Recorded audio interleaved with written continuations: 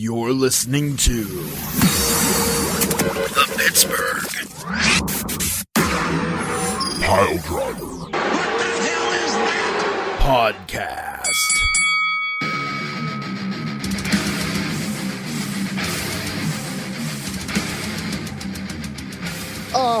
Yeah, it's Pittsburgh Piledriver podcast time. It's still low 70s in the wonderful town of Mordor. So Ransom's doing the podcast from the driveway. So if you hear motorcycles, wind, birds, cats in the alley fighting, perhaps a gunshot, maybe an orc if Gollum passes by, those are all things that's possible to hear on the Pittsburgh Piledriver podcast as Ransom enjoys the outdoors of Mordor in this beautiful, beautiful weather. I don't want to hear boo-hoo about it from anybody because I don't care. That being said, we're going to do podcasting. We're going to talk about wrestling. We're going to try and get through a show without the degeneracy of people interrupting my intro, with people trying to steal my stingers, without people prattling on for 300 years about a topic we're not even on, without Poot and Tom starting every other sentence with, I was going to say. These are things we're going to try to avoid here this evening and be a professional show, you idiots. Did I do professional thing, calling people idiots? Chris Jericho does it, and he's a constant professional. I was going to say, yeah. If he can do it, I can do it. Go ahead and ignore that. That's just someone of lower class and intelligence. But in any case, speaking of lower class and intelligence, Poot the Bard is here. Tiger Bomb Tom is here. Beef, the legend, the true cruiserweight champion, no matter what mealy-mouthed microphone Pat, the mid-card maniac, says. Pat's not on this show, by the way. He's out swallowing more microphones and doing more bad internet things. But Beef the Legend, the true champ, is also here. And you know me, because deal with it, I'm outside. Yeah, let's talk some wrestling. Can we do Wrestle Talk? Maybe instead of sending Pat a title, which we haven't done and we're not going to do, but maybe instead of sending Pat a title, we should send him a microphone and be like, here, use this for your 2 appearances you come on in a year, because you only get to come on twice a year, because that's all the times you can stomp us. We do what? Look, maybe like, hold on. How many weeks are we do? Maybe like 40-ish podcasts a year, and he gets it right twice. I'm not going to aggrandize that. Yeah, he's the champion. So what? Eat it, Pat. He can get his own microphone. I'm not shilling out any money to send Fakey Champ Magoo a microphone. Like, yeah, I'm definitely not doing it. I already did that for Boone. So get a freaking Amazon, bro. Get a I don't know. I don't even know what I have. Turtle Beach. Get a Turtle Beach plug-in headset for like $29.99. Pat, I'll see what I can do for you, fam. What do I have? Tortoise Bay? Is this thing on? Am I Turtle Jellyfish Island? All right. What is Turtle soup. Yeah, that's Captain reference coming in. Here we go. I like it. So let's lead off with the Cruiserweight standings, because I decided we want to do that. I forgot we picked a thing. I picked it so poorly. Well, good news is you're not the bottom of the barrel.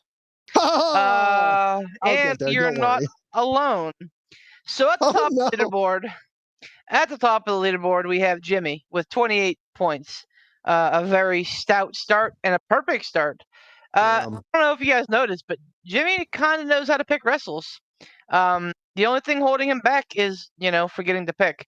So if he could pick an entire quarter, and I mean he did last time, and he came pretty close. I'm gonna have a run for money for help. And then of course we have Pat and Amber tied with 27. Fuck. Well, we know that Amber will choke. That is there. There are a few definites in life: death, taxes, and Amber choking during the Cruiserweight Open. Yep, that's gonna happen. Also, the Pirates too. Absolutely, that's also true. Pat, however, is becoming a menace. No. His his picks have gone from like wild-eyed, like crazy scientist picks to like pretty standard, like safe and secure picks.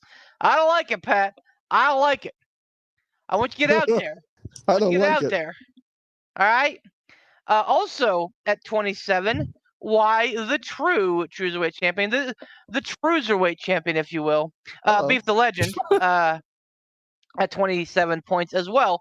So me, Pat, and Amber only missed 1 point on Lash It Back. Damn. Then we have. Just out of curiosity, which match was that? Was that the tag match? Yeah, for me it was a 6-man. For Pat, it was the 6-man, and for Amber, it was the Damian Priest match. Wow. Okay. I know. I know. She's like some sort of like weird wrestling savant where she can nail 85% of it on point. Even though we look at it and we go, ha ha ha. Like she picked the Bloodline 7 points, and we're like, ha ha, what a dumb boom. Roasted. And then, like, a de facto, like, this is obviously going to happen. She goes off the reservation, and who knows? Anyway, Dave is at 26.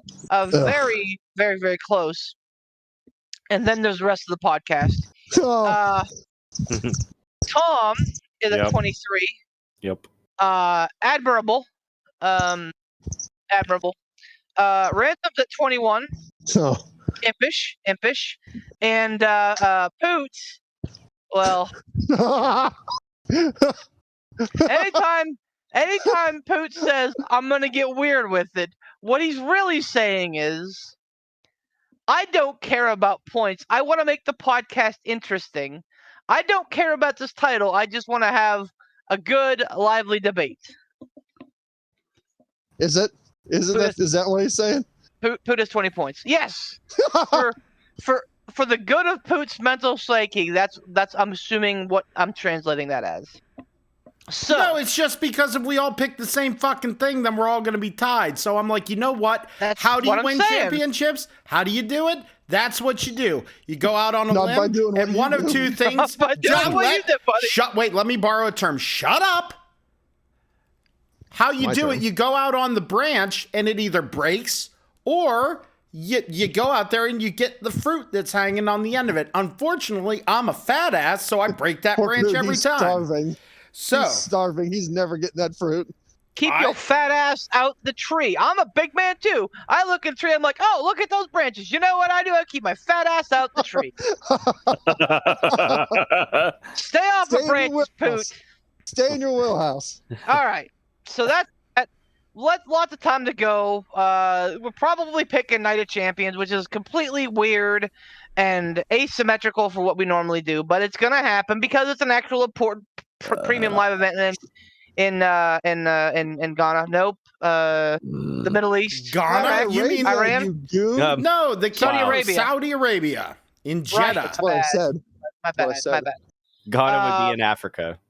I know. I'm just being an ass. That's where Kofi Kingston's from. I am aware of all of these things you are all saying. Are you sure?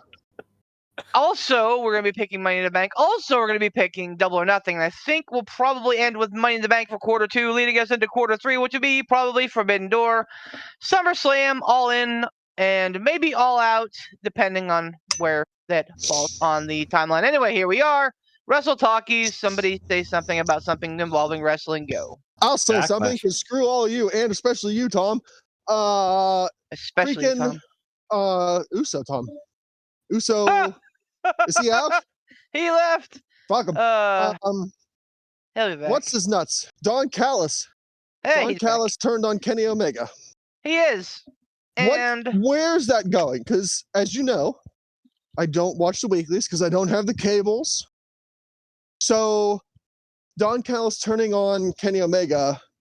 Beef, our resident AEW weeklies fellow, fill us in here. Where's this going? Oh, I called this about a week ago. Like, I really? Forget, yeah, I forget. I wasn't paying attention to that then. I mean, we didn't really come. You know, it didn't really come up. But like, I was talking to some some peeps, and I was like, yeah, Don Callis is absolutely turning on Omega next week. And I forget what it was that set me off.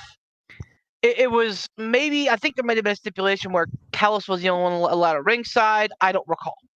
But like something that made me go, oh yeah, Don Callis is absolutely turning on Kenny Omega. I'm sure it was something he did where he was just acting like a carny piece of shit. That is one of my favorite things that Don Callis. I love how everyone calls him a fucking carny. I love it. It is the perfect insult to call him that slimy son of a bitch. It's just so good. He's perfect. Yeah, he's perfect. And he knows what he's doing. Oh, 100%. So Paul Heyman, is atop of the wrestling minds. Trickle down, I think, is Triple H, not very far from that. Don Callis, I think, is pretty close to the top there too. He gets it, man. Like we always talk about people who get it. Yeah, man. Don Callis knows what he's doing. He's just always kind of been wrong place, wrong time. Oh, okay. All right. So, anywho, Don Callis turning on Omega, I think had to happen because Blackpool Combat Club is are supposed to be heels. And they're doing everything they can to be heels. But it's Danielson, Moxley, Claudio, and Yuta. Do people just instinctively love them? Yeah. Plus they're badasses.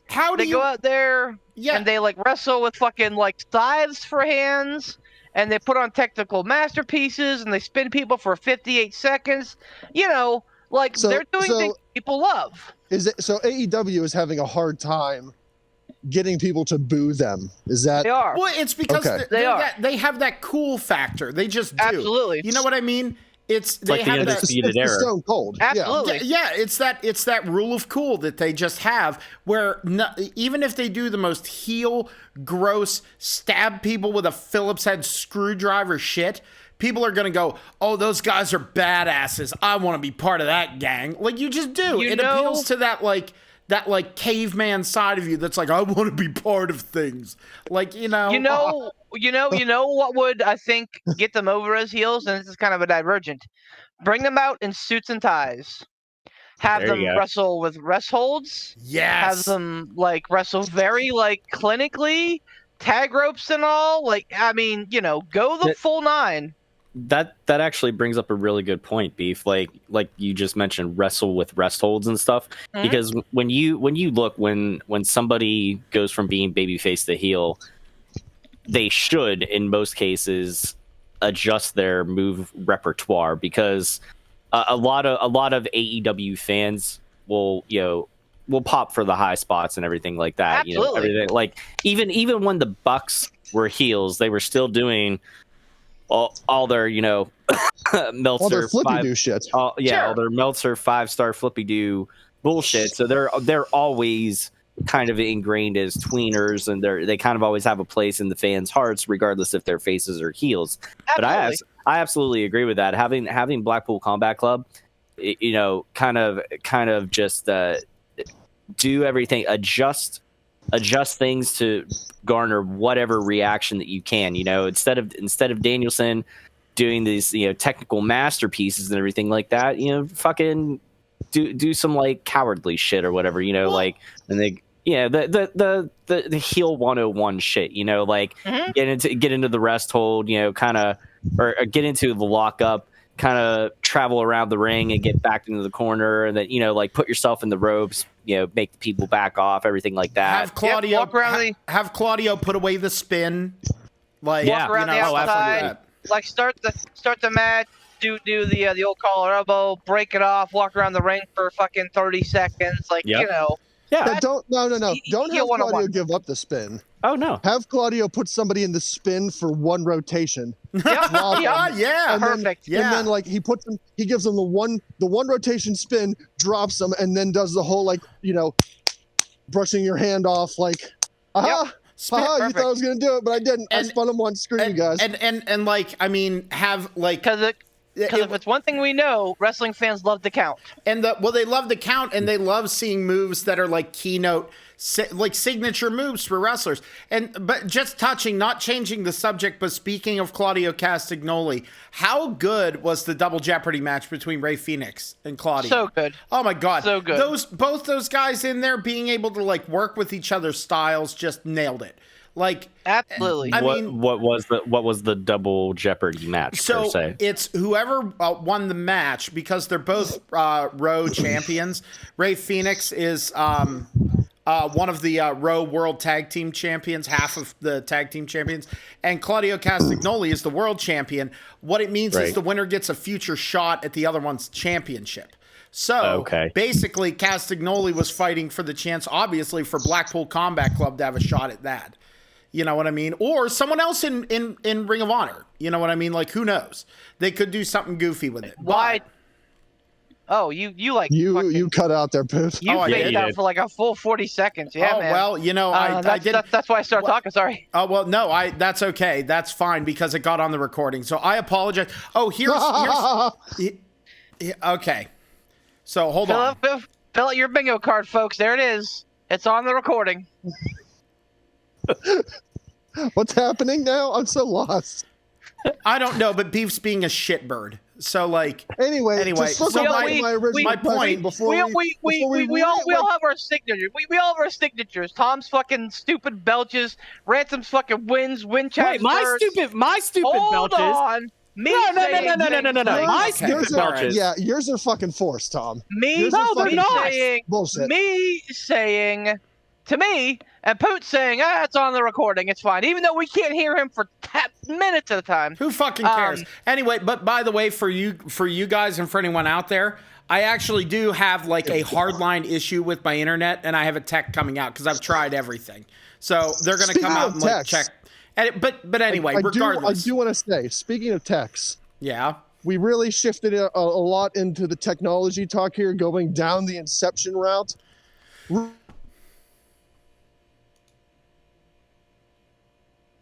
Oh, now see, I lost you guys. There it is. I'm getting there. That was the very first question I asked, and we're like, how long into this fucking thing? And we haven't gotten to that goddamn question. We divulged a little bit. Don't me. Monsieur. Fucking Frenchman. Don Callis, I think, is going to... First of all, Don Callis is a heel. He was never going to jive with the Elite being faces. It was weird having him they're faces now? Yes. Okay. Yes, it was weird. I feel like they have been since they got like the trios titles back. I feel like they've been faces. Absolutely. You need to keep up. I'm going off of very, very little information. Nope, I'm in the same wheelhouse as you, Ransom. Yeah, and I mean, they're it was kind of a big show turn. Yeah. It was kind of a big show turn where big show. Yeah, where it was a very like kind of a weak turn, and all of a sudden it's like, oh hey, we're good guys now. But Callis really didn't fit that mold, obviously, and I think if they align Callis with the Blackpool Combat Club, it gives them their mouthpiece.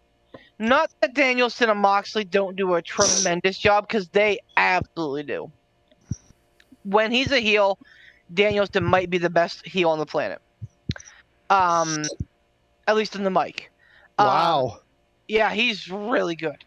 Damn. But I think that aligning him with them makes a lot of sense to me, and is just birds. Fill out your bingo card. Is just we need to do P3 bingo anyway. But like having him align with Blackpool Combat Club makes sense, and is just a smart thing to do to help put some heat on them, like real heat, and get the Elite over. I think this all stems back to the Cody Rhodes theory of like we don't have to have faces and heels. And in principle, I agree. But like when you have a big program like the Elite and the Blackpool Combat Club that's going to come to a head at Double or Nothing, probably in War Games, maybe at Stadium and Stampede. Either way, I'm here for it. Fucking birds. When you have a big program like that, you kind of need somebody to step up and take the heat, and I think that this is going to help the BCC do that. See, I gotta disagree with Cody's sentiment of you don't really need faces and heels, because pro wrestling at its core, successful pro wrestling is based off of good storytelling, and any good story, you need a protagonist and an antagonist and some sort of conflict, whether that is conflict within it with the protagonist within themselves, conflict with another, actual person, or conflict with some sort of force of nature or whatever circumstances. So, so I mean, really, when you break it down at its core, you need faces and heels. I'm not saying they got to be schlocky fucking, going back to the days of John Cena, Mr. USA versus Rusev, and the wannabe let's revive the Cold War fucking all the Ruskies are bad guys sort of thing, but you do need faces and heels. It's I mean, there's. I'm not saying you can't have any in between. I'm not saying you can't have anti-heroes. You need a mixture. You need some definitive faces. You need some definitive heels, and you can have tweeners and anti-heroes and stuff in between. I mean, like we were just talking about. Blackpool Combat Club is kind of in that antithesis right now, where they are kind of the anti-heroes. They're supposed to be heels, but people love them. Same. The Undisputed Era was the same way in NXT. They were bad guys, but everybody fucking dug them because they were cool. And it's one of those things, it's the reason why we, as fans in general, will kind of gravitate towards those cool heels. It's just because it's like they could do whatever the fuck they want, and man, don't you envy that?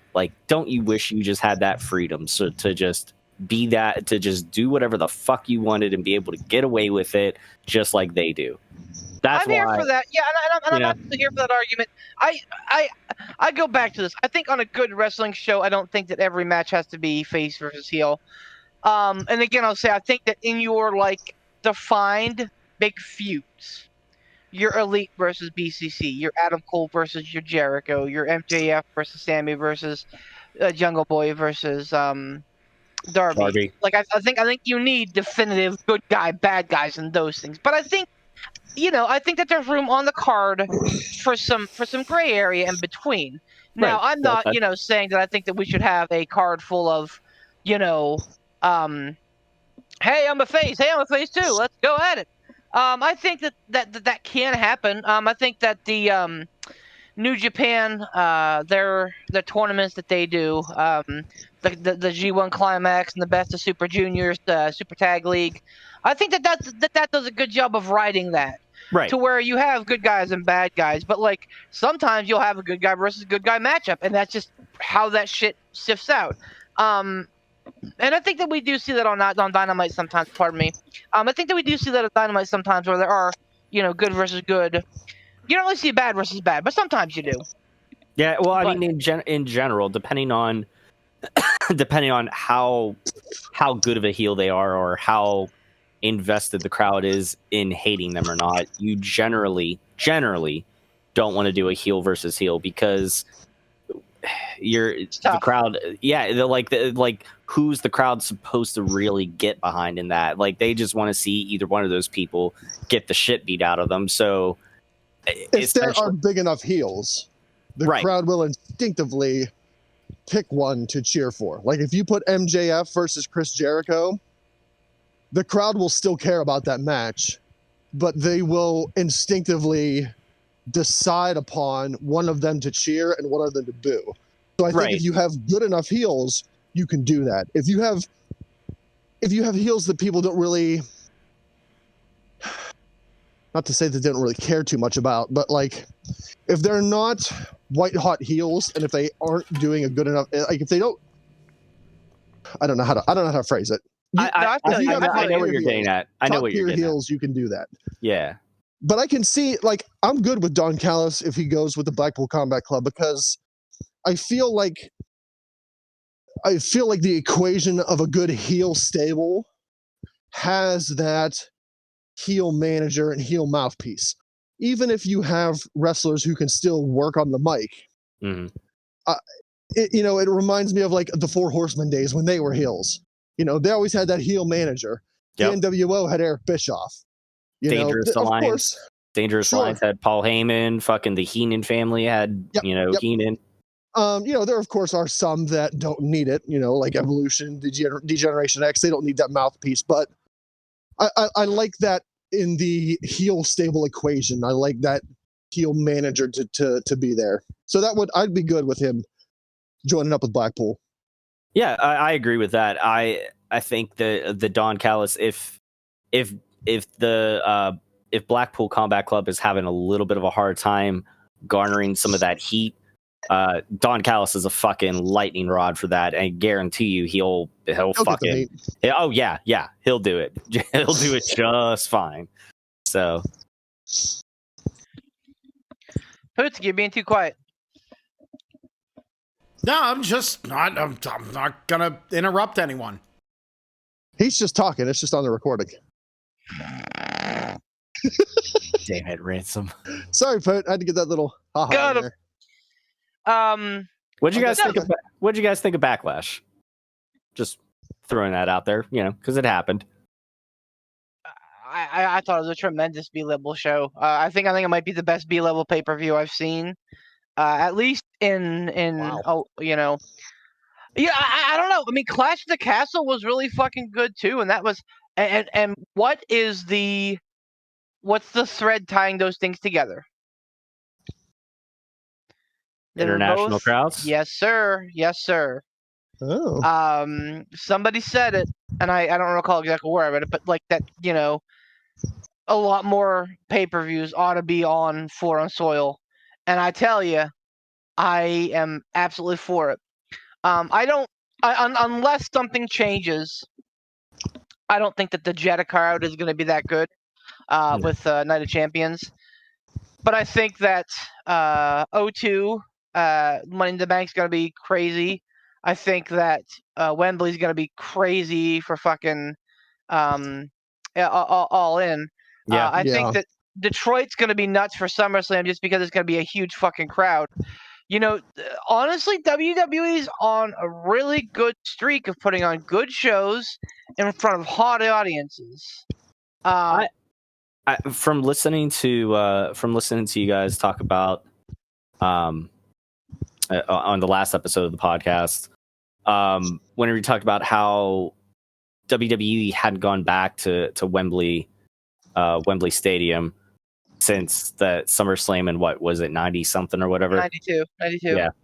That boggles my mind. That really does feel like such a big missed opportunity. And the crazy thing is, the reason I wanted to bring this up, because I don't know, I don't recall if anybody had really mentioned this particular point. The fact that AEW is doing what they're doing now, I don't care. I don't care if they don't sell above 60,000 or whatever. They're already, in my eyes, a success, because they're already drawing the largest crowd that they've ever had. They've sold more tickets than they've ever sold before. So already that's internally that's a success. But if you really think about it, for as new of a company they are in comparison to WWE, even at that point, when WWE went to Wembley Stadium, they were a company for how long? A hell of a lot longer than AEW. AEW has already sold. I don't know what the count is now, but I know it's somewhere over 50,000 if I'm not mistaken. Last I heard, they're selling that many tickets already without having one match definitively announced yet. There's a lot of speculation, but they don't have any matches on the card yet. They are going off of their namesake and reputation alone, and that to me is amazing. That in itself is an amazing feat for the world of pro wrestling, and they deserve all the fucking flowers for that. Well, so as of 6 days ago, it was well over 60,000. I think that the hell, there we go. Stadium was gated for 60,000. I think that they had like a little over 60. I think 66 seats open. I think as we get closer to, bell time, it would not shock me if they near the 80,000 mark. Well, yeah, I mean, you figure it holds 90,000, but if they're gonna do it right, if they want to make this like a big deal, they're gonna need to have some big stage and pageantry, like a la WrestleMania type sort of setting. So you're gonna lose. Let's say you lose about 10 grand in seats or whatever. Right. Even still, at 80,000, that is still a big fucking deal. That's a WrestleMania sized crowd for a company that has been in business. Have they even hit their 5-year mark yet? I think this fall is 5 years. Yeah, that would be right. Yeah. So this fall would be 5 years. That is absolutely fucking mind-blowing. And no disrespect to any other companies out there, but I don't think that if you had Impact try to fill out Wembley Stadium, I don't think they're doing it. The fact that AEW is doing it, that's mind-blowing, man. It's awesome. And I'm glad to see that happen. I would love to see an Impact or any other company do that, but funny you mentioned Impact's actually going. They actually have an Australian tour they just announced. They do. Do. So and I think that that's kind of like the larger piece at play here. I think it's time for wrestling to really embrace being a worldwide thing again. Because I mean, for the most part, Europe has had to subside on Rev Pro, which is great, and some smaller things. But for the most part, NXT UK sniped all the major talent from the small stuff over in England and the UK, and then left and was like, "Hey, we'll see you guys in 3 years. Peace. Oh, thanks everybody. Bye. Yeah, thanks everybody. Bye. Thanks for your top wrestlers. See you guys later." I think New Japan does it too, but New Japan lets them, continue to work. But I think that in that vacuum, I think that there is absolutely, and again, Puerto Rico shows how hot a crowd can be, how excited they can be for a product, because they know, hey, this might be my shot, my only shot in 5 years to see this shit. I'm gonna go and I'm gonna have a banger, and we're gonna do it right. I have a really hot take for you guys. Speaking of Puerto Rico, go on. Now, this is not necessarily my opinion. This is the opinion of some other veteran in the business, and but I want to get your guys' opinion on it. Hot take: Zelina Vega should have won. No. Okay. Absolutely not. Absolutely not. She had a great showing. She had a really good match.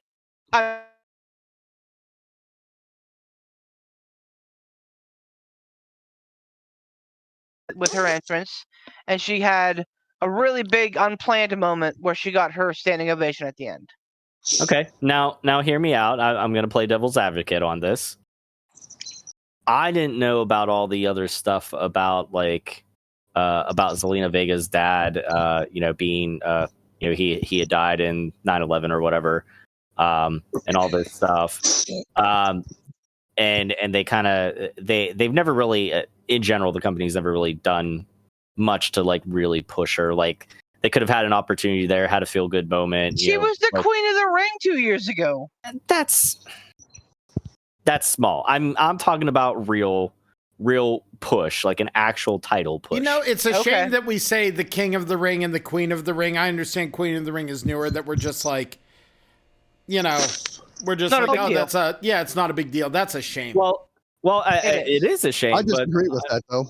Unfortunately, that's the way they've made it. Unfortunately, the last the last King of the Ring I actually gave a shit about was King Corbin.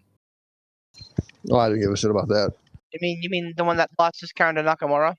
I think if you would have put Zelina Vega against Bianca Belair, I would have an easier time saying sure. Because again, Bianca's had her reign. Mm-hmm. She has been in. I did not know Black Taurus was in Impact. That's awesome. She's been champion for over a year now. So like, if you want to have Zelina get the big like fucking sweetheart win in her home country in front of her hometown fans and everything, great. Against Bianca, perfect. Mm-hmm. Against Rhea Ripley, who I dare say has mired and not gotten anywhere in the last 3 years, up until the recent Judgment Day push and beating Charlotte. I would not derail her for a second. Okay, but now hear me out on this. Devil's advocate. You said, yeah. I want to know what your devil's advocate is, because you did say that, and then I don't remember where that went. Well, yeah, we kind of it got sidetracked there. So devil's advocate, you could have had Zelina win in Puerto Rico. Truth be told, when with Rhea retaining, she had a match against fucking Dana Brooke on Raw, and she didn't really need to do that. Like, does she need a Dana Brooke enhancement talent match? No. You could have had Zelina Vega win. You could have had Rhea still had her match against Dana Brooke or any other person or whatever. Take out all of her frustration, beat the fucking shit out of them, demand her rematch. Zelina gets a little time with the title or whatever, a week or so, and then bam, smack it right back on Rhea, and no harm, no foul. So give Zelina Vega the Jinder Mahal treatment. Yeah, I don't know, man. That would be great for Zelina. Yeah. But I think that would be almost, irresponsible damage to Rhea Ripley. That makes no sense. No, and again, that's not my opinion. That's somebody else's opinion. Yeah, but whoever this wrestling veteran is on fucking busted open. No. That's like saying, well, we're gonna have Shawn Michaels drop the world title to Carlos Colon because we're doing a Puerto Rico show. And then next week we're gonna have Carlos Colon drop the title back to Shawn Michaels. No, you don't do that. Like, we've talked ad nauseum about how we hate like transitional champions or hot potatoing of titles or give this person a belt just because they're going to be going to their own home country or whatever, and then they're not, big championship material, so we're going to take it right back off. But we want that big pop for the hometown crowd. No. I vehemently disagree with whoever is saying, well, she should have won because she's from Puerto Rico. Fuck you. No. Not saying that. Well, I don't know if they're saying they should have. That would have been a perk, I think, is what Tom is saying. To me, it's interesting. I'm not saying I completely agree with it, because I don't like hot potatoing titles either. In general, I did not agree with with Jinder Mahal winning the WWE title just because they were trying to make their push, in the Indian market or whatever. The only reason he won that, right? And agree. Now, in the case of Zelina, I feel like she's talented enough to be a champion. Absolutely. So you could give her a feel-good moment for a little bit, and I don't think it would bring that much detriment to Rhea. But overall, again, that's your opinion. I don't think if they would have done it, it would have been such a huge detriment to Rhea, because she would have beat the shit out of whoever, demanded a rematch. She would have taken the title right back off of Zelina, and she would have gained even more heat. I think we said the same thing. The only reason is, like, if that happened, at the end of the day, we would have been saying the only reason that happened was so that Zelina Vega could have won the title in Puerto Rico and gotten a real big pop there. Whoop you fucking do. Xena, warrior princess. Like, what's it do, though? It doesn't do anything for anybody in the long run. It's a one-night pop. It's a detriment to Rhea to lose the title and win it right back because it makes her look weak because, like, oh, she lost to Zelina. Oh, she got it right back. Yeah, strong against everybody, but, when it's somebody in their own home country, nope, weaker than shit. No, I disagree. I just remember us discussing 3 years ago, pre-WrestleMania 36. The first WrestleMania 36. I don't remember if they actually counted that. Anyway, my point is, I remember us discussing Rhea versus Charlotte 1, mm-hmm. and saying, well, if Rhea gets the win, or even if Charlotte gets the win, I think that Rhea can come out of it unscathed if she has a good showing. She had a great showing. She lost, and it took her 3 years to climb out of that relative obscurity. And yes, I'm aware that she had the Raw title, and that tells you exactly what I thought of those reigns. I believe that her losing so swiftly after winning the title, after having such a big moment, and losing to somebody, I'm going to say it, the caliber of Zelina Vega, would be very tough to rebound from. Okay. Yep. No, that's fine. My only point to further devil's advocacy would be that, every so often David can beat Goliath, and I mean, if fucking Rey Mysterio could beat the Big Show and be on top and be a world champion, and look at him, I don't see why there's any reason that somebody like Zelina or whoever couldn't get lucky one night, just like in football, any given Sunday, any team could win. We see upsets happen all the time. Again, I'm okay. I'm perfectly fine with what happened, but it intrigued me and it made me think, and it made me just look at it from a different perspective and go, well, what if? Just out of curiosity. Yeah, David can beat Sorry, go ahead. No, I was gonna say yes, but it's been a great discussion. But yeah, I mean, I think the right move was made. Go ahead, Ransom. David can beat Goliath when it makes sense. Having David beat Goliath just because David's in his hometown doesn't make sense. There would have been 0 point in any of that story. We talked so much also about how important storytelling is. You're absolutely The only right. story would have been, yay, she won in her hometown. Now that storyline's dead.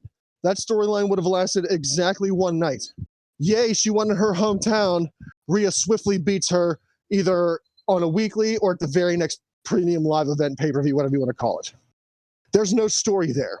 The only story is, yay, hometown winner. And if that's the only story you're telling, that's a bad story.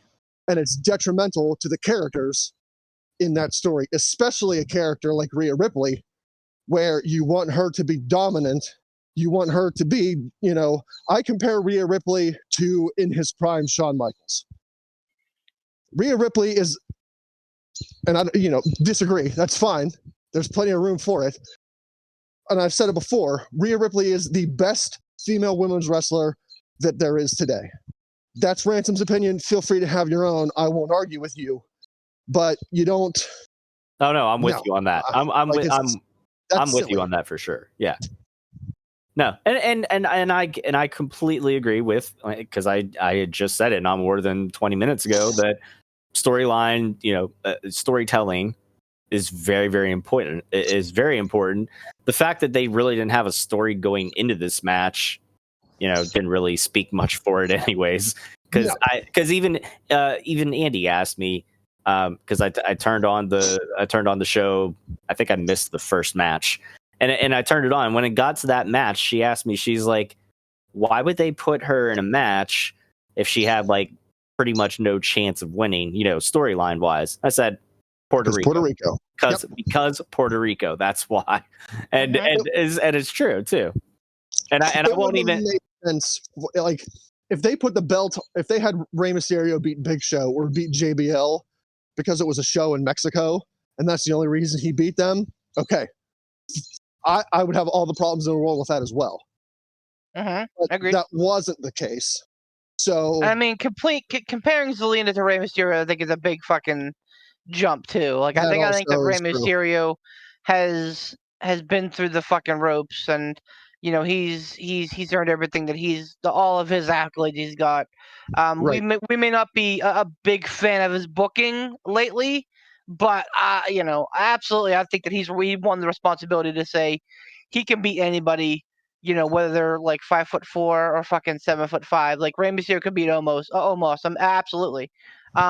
Is it believable? Probably not. But I mean, he's earned that moniker.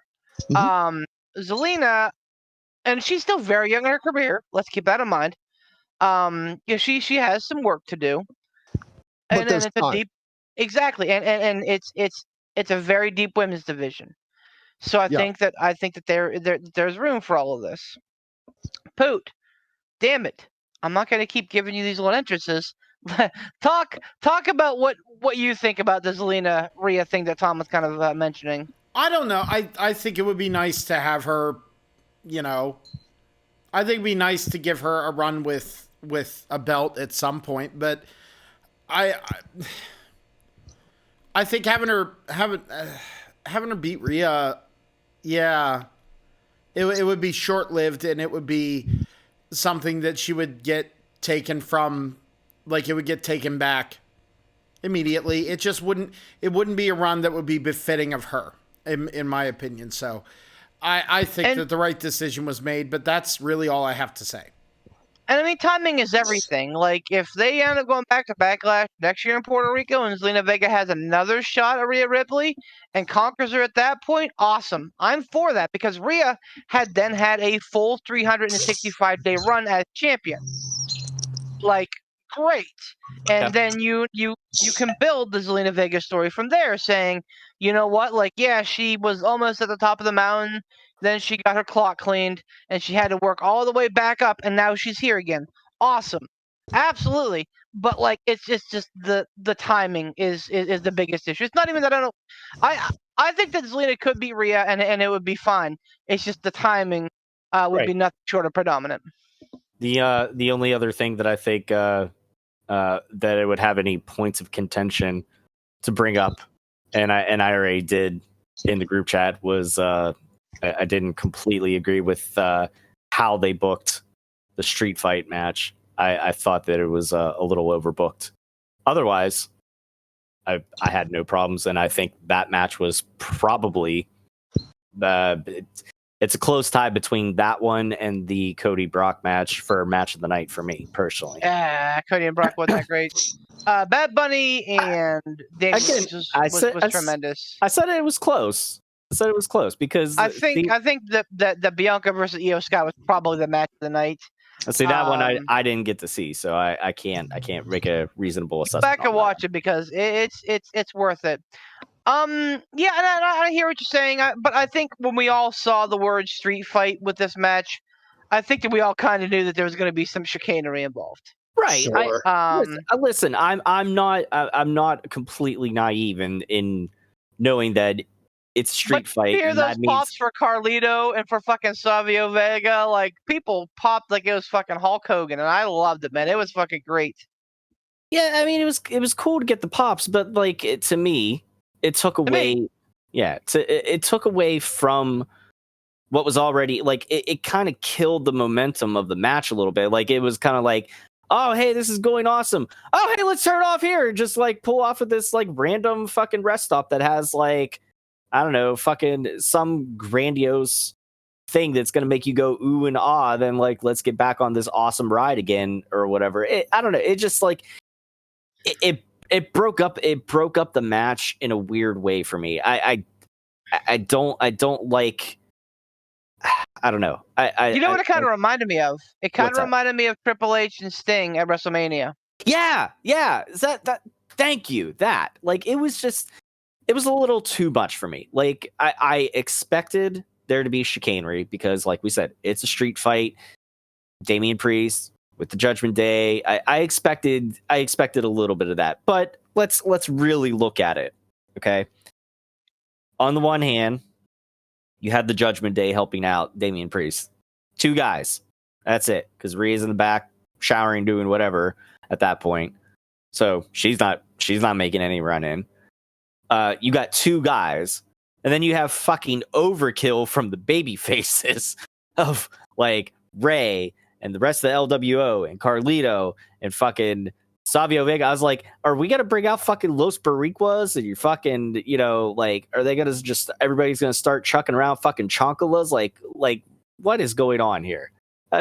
You know what? I was a big fan of Savio, in his heyday, and I thought that the Savio Austin feud was tremendous, and I think that was the thing that really slingshotted Austin into the Bret Hart's. You know, it was basically Austin's litmus test, and I think he passed with flying colors because Savio was a consummate professional. So I adored seeing Savio Vega getting a fucking like Warriors welcome, man. Like that did my heart good. He's a hero in that country. Like, I mean, man. Like, he's done some work down there for sure. So, when honest to God, when Carlito came out, I thought, I was like, if we get Primo and Epico as well too, like Jesus Christ, like let's just bring out everybody, every Latin, you know, wrestler ever.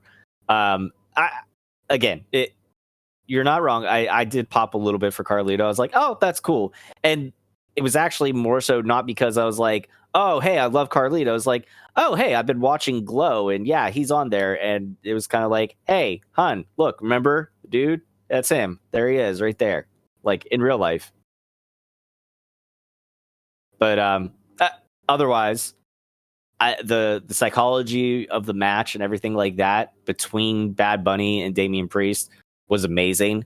Bad Bunny has proved himself time and time again.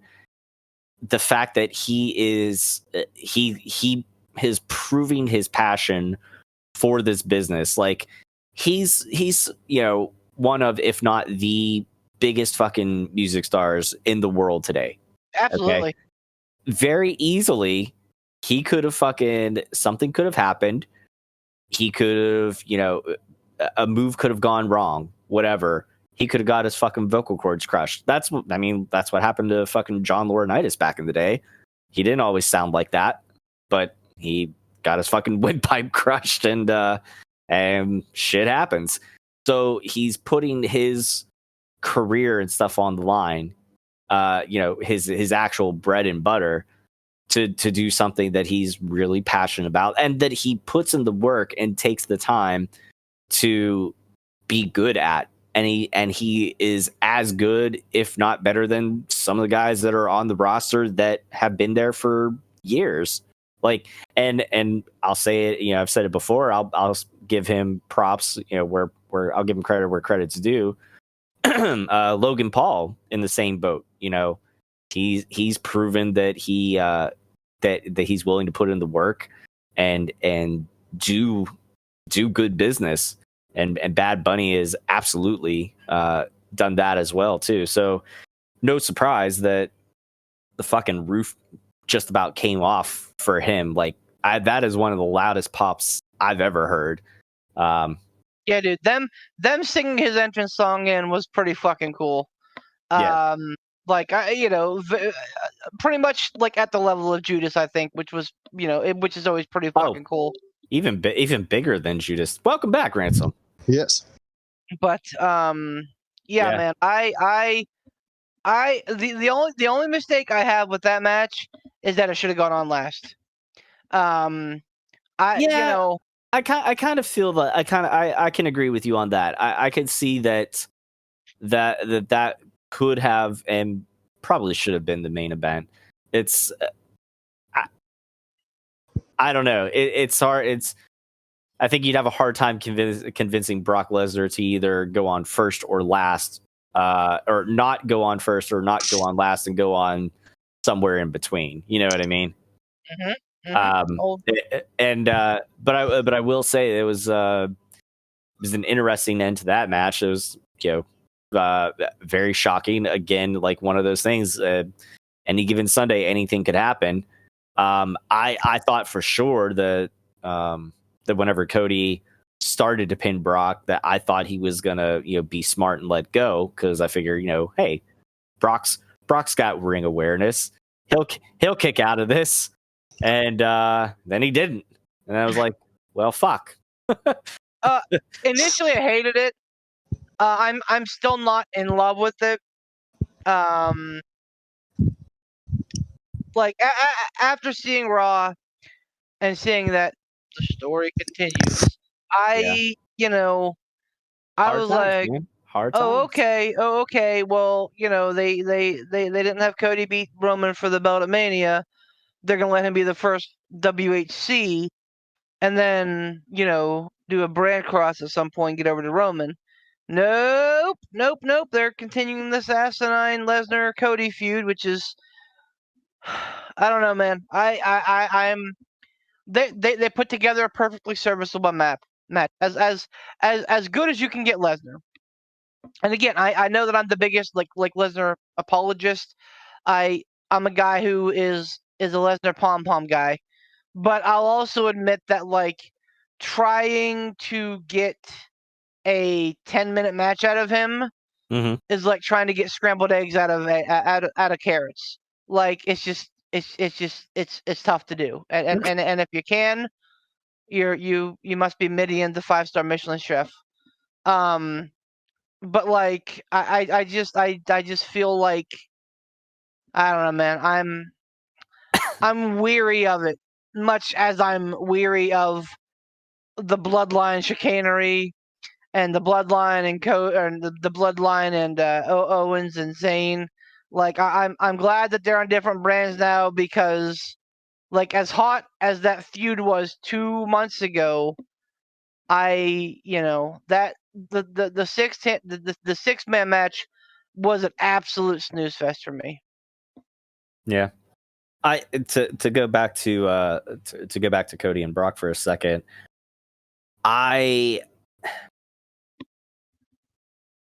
could see them having Cody win Money in the Bank, so that way he still gets a title shot at some point, and then that way he could essentially, at that point, he could call out Roman again for another chance at that title. I don't like it. Well, I mean, it's kind of damned if you do, damned if you don't, because we even said it that if Cody were the first one to win the new World Heavyweight Championship, it would feel like a consolation prize because he didn't beat Roman at WrestleMania. No. Let me clarify. I don't like Cody winning Money in the Bank. I'd much rather see Cody just randomly show up on SmackDown and get a shot at Roman's title. As much as that would fly in the face of the draft and everything else, I would much rather see that than Cody Rhodes being Money in the Bank being wasted on Cody Rhodes. He doesn't need it. You're not wrong. And to make it, I mean, at that point, it would just become a machine for him to face Roman, right? Which they had 2 months ago, so or a month ago, so whatever. And I'm not saying that's what I want to happen. I'm saying that's probably what's going to happen. It's probably what will happen. That's a way that they can. It's an easy way for them to get Cody back to Roman again. The other way is you bide your time, you wait, have Cody win the Rumble. That's another option. Or you at some point have a trade happen where Cody goes to SmackDown and have Roman run the gamut of the people that are now there that have just gotten drafted to SmackDown. Your Bobby Lashley and whoever, et cetera. And when Roman finally goes, I beat them all. There's nobody else left to beat. Blah blah blah blah blah. Then you have Cody show up on SmackDown and be like, you know what, I want one more shot. Have him, go through whatever turmoil he has to do to earn his title shot, and then have him win. Whether that be at a Survivor Series, whether that be at Rumble, whether that be at WrestleMania, whatever. There's a couple different avenues they could go about to do it. I'm curious to see how they're going to do it.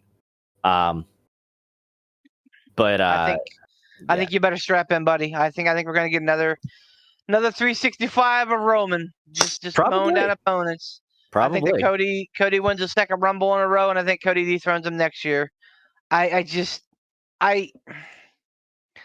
don't know, man. I still feel like this whole thing is botched. And I'm not trying to be a broken record, and I'm not trying to harp on stuff that we talk about, like, but I mean, I just like from him not being the first world heavyweight champion. And again, you're right. Damned if you do, damned if you don't. Like if he was the first world heavyweight champion, of course everyone's gonna be like, oh, consolation prize. Mm-hmm. But like, at the same time, for him not to be the first is kind of a silly thing. I don't know, man. Like I just feel like this, and I think that the Roman bloodline thing has become boring, and I think it's lost its luster. And especially now that you got Sammy out of the situation, like there's nothing left.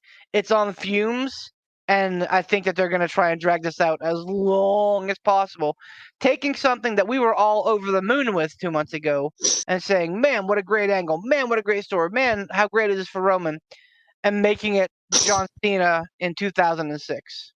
Do you think that the bigger picture storyline for the Bloodline isn't Cody winning the title and dethroning Roman? Do you think it's possibly going to involve either Solo or Jay?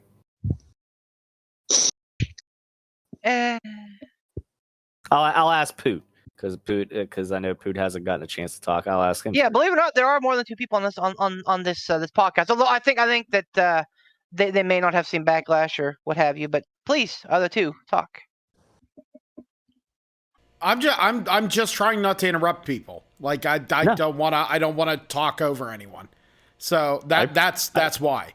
I think we just have to watch where it goes. I don't really know what else. I know it wouldn't be absolutely ideal to have Cody win Money in the Bank, but I think it could be used. I think it could work. I don't think it's ideal. I don't think it's the most creative thing they've ever done. And it would be a way to not throw away the draft. I understand you said it'd be throwing things in the face of the draft, but if they want to keep the draft intact because WWE needs priorities, and apparently that would probably be a priority for them. But like Cody Rhodes, like it would give him an avenue to do as he sees fit. And when he cashes it in, it would be great, but I think people want to see it in a match. I don't know. I'm kind of just like muddling through having him have this thing with Brock Lesnar. It is what it is, I guess. I don't know. I'm okay with him having this program with Lesnar, but the only thing I would have done differently is I would not have had Cody win at Backlash. I would have had him get beat by Brock first, and then have Cody come back and win a match and then have a rubber match or whatever. Have him go through his hard times. That's fine. But I feel like they just kind of went about it the wrong way. Now with the next match, assuming that Cody and Brock have another match at Night of Champions, I feel like Brock needs to win that one so that way they can have a rubber match. Well, apparently Beef disagrees. Sorry, no, absolutely not. I get the idea of hard times, Daddy. I understand it.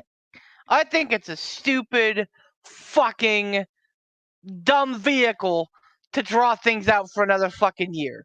Well, what else are you gonna do? You gotta fucking fill the time somehow, man. Brock Lesnar should not, and God willing, will not beat Cody Rhodes at Night of Champions. I think Cody will beat Brock at Night of Champions and will probably somehow get into the main event of SummerSlam against Roman, where he will beat him for the title. God willing.